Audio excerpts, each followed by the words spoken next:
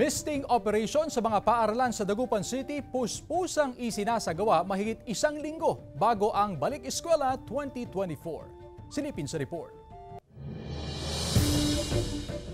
Maagang nag-ikot ang mga kawani ng City Health Office sa mga paaralan sa Dagupan City para magsagawa ng misting operation. Paghahanda ito para sa nalalapit na balik eskwela ng mga learner sa July 29. Unang inikot ang mga silid-aralan sa Karanglaan Elementary School at Sweet Elementary School sa Barangay Pugaro. Nilinisan ang mga lugar na posibleng pinamumugaran ng lamok. Sa One Shop No Elementary School sa Barangay Lasip Grande, 15 silid-aralan ang isinailalim na sa misting operation. Panahon ngayon, tag-ulan na, siyempre lumalabas na yung mga lamok. Tamang-tama lang na yung mga City Health ay lumibot sila na nag-misting.